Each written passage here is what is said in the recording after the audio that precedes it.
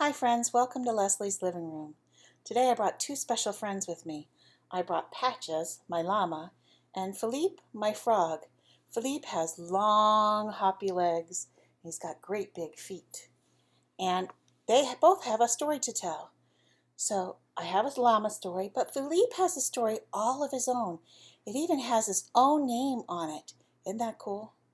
Well, let me start with telling you that I'm going to do the stories a little bit different today. Today, I'm going to read the stories and then I'll turn the pictures around so that you can see them. So please be a little patient. Are you ready? Okay. Shh.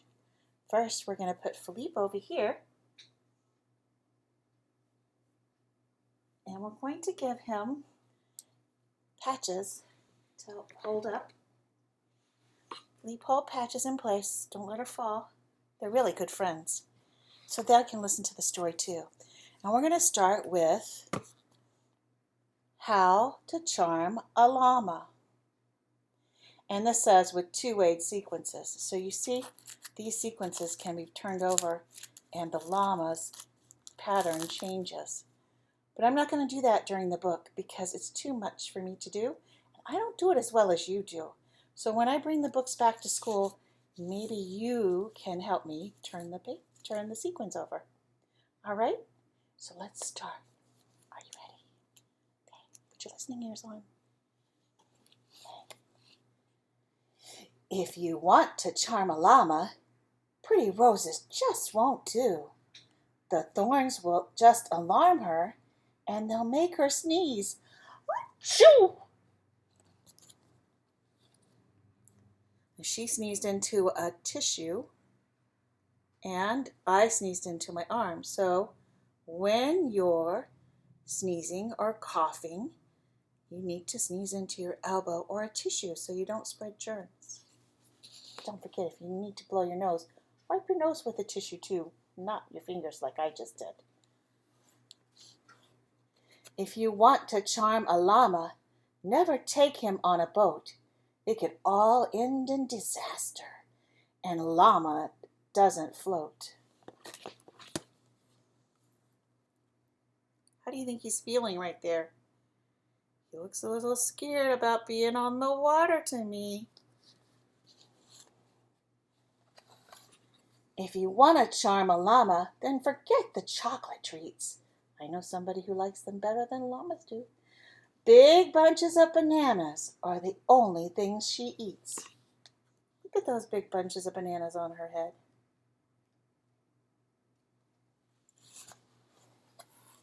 If you want to charm a llama, diamond rings are not the way. They don't fit hooves, for starters, and you'll lose them in the hay. Look at that great big diamond. And can you count the diamonds on the page? I haven't counted them yet, so maybe you can tell me when we come back to school. But I bet you could find them in the hay. If you want to charm a llama, silly gifts and tricks won't do. To win a llama's heart, you need to make it laugh with you. Oh, look how happy it is when it's laughing. And I bet you have lots of cool jokes that you can tell me when you come back to school. All right, that was How to Charm a Llama. I hope you enjoyed the story. Now, let's find out what happens in Philipe's story. Philipe has his own story. It's called Philipe in Monet's Garden. It's by Lisa Job Carmack and illustrated by Lisa Cheney Chesso. Now, what's an author? An author is someone who writes the stories. You're right. And the illustrator is someone who writes the pictures, draws the pictures. You're right. All right, let's hear the story.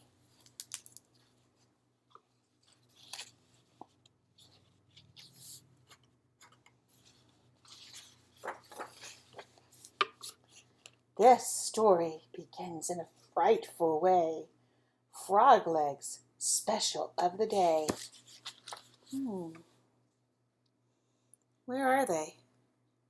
They're at a restaurant, or in this case it says bistro, and it says special of the day, frog legs. What do you think they're going to do with those frog legs?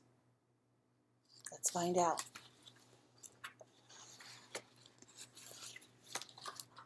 Philipe in Monet's garden. Look at that picture, isn't that wonderful? Look how Philipe is smiling with his big long legs and his big feet. He's so happy.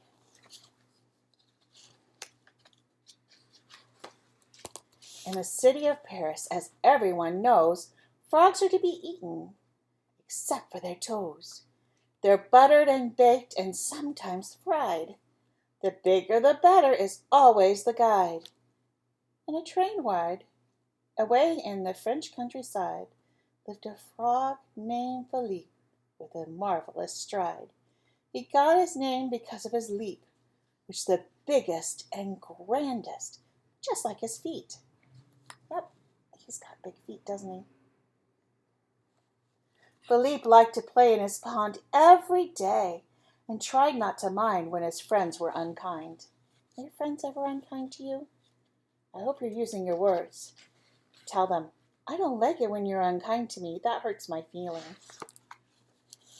Tee-hee, ha-ha, you're a dumb-looking frog, they teased the unhappy Philipe. Your legs are too long, your shape is all wrong. You can't be a friend, you just don't belong. Boy, how does that look like he feels? How's Philipe feeling? I think he's feeling very sad. I sure hope he used his words with them. Told him that hurts his feelings. I think they're not being good bucket fillers. Good bucket fillers do what? Yes, they fill the buckets with kind words and nice gestures and things that they do that are nice. Are these friend frogs being nice to Philipe? No. I wonder how they could have been nice to him instead. Maybe you can think of some ways and write them down when the story's over. The frog catcher crept with his big trusty net, and as they bullied Philipe and made fun of his feet. They're just laughing away, and Philipe is pretending like he doesn't even care. He's smiling and he's eating his fly there. So I hope that he let them know that he doesn't like it when they tease him. Oh no, it's not fair, they cried in despair. Philipe, it is in your net is a far better bet. Big feet or not, I haven't been caught. These legs won't be buttered or baked or fried. But as for you, well, I bid you goodbye. There they are, caught in the net, and Philipe is jumping into the pond.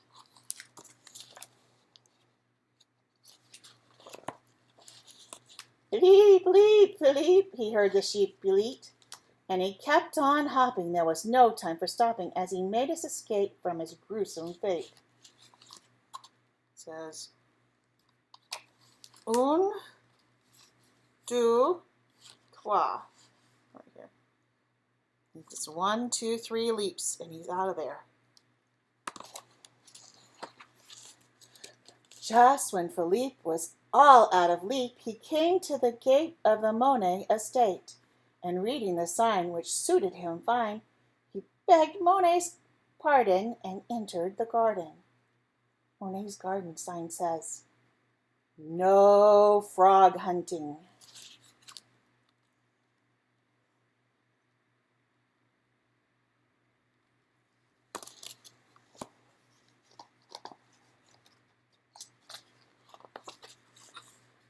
"Oh my, what a size! I can't believe my eyes!" exclaimed the painter Monet. "What a physique! Those legs are très magnifique. You're the perfect addition to my garden, not my kitchen." So Monet has a paintbrush. It says he's a painter. Do you know what painters do?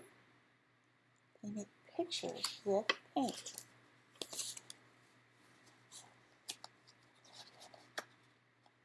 Let's see. What's next? Monet showed him the pond for which he was fond. Oops, wait. Sorry, I jumped ahead a little bit. Let's go back. Philippe's grin grew a mile wide. He wouldn't be buttered or baked or fried. His smile became his only expression because Monet's garden made quite an impression.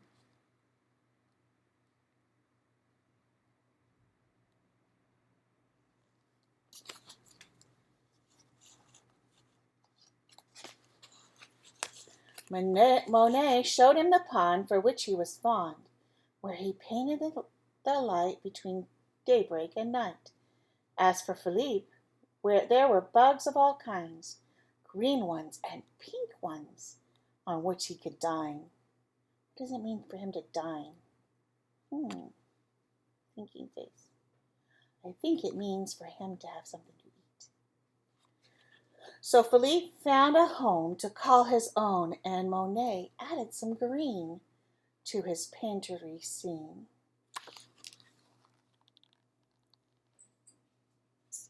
Monet's painting a picture, and Philippe's in the background there, just enjoying the pond. Let me tell you a little bit about Claude Monet. That's whose garden that Philippe is in. Claude Monet was a famous painter who lived more than 100 years ago. He lived in France in a country town. He loved bright colors, so he planted many different flowers in his garden. He dug a pond and filled it with water so that he could paint the sky and the trees reflected there. Monet planted beautiful water lilies in the pond. Their leaves floated on the water, and yellow and pink and white flowers bloomed on top of the leaves. Monet loved to paint in bright colors too. He painted pictures of the water lilies in his pond by dabbing bits of color side by side. When you stand back, you can see the shape of the flower, but when you look close, you can see strokes of the paint. Look at how Monet used purple, blue, pink, yellow, and green. Look closely. This is looking close at the picture, and you can't really tell that it's a flower. It looks like just a bunch of paint side by side. When you look a little further away from the picture, like Philippe is doing here, you can see the pond with the water lilies.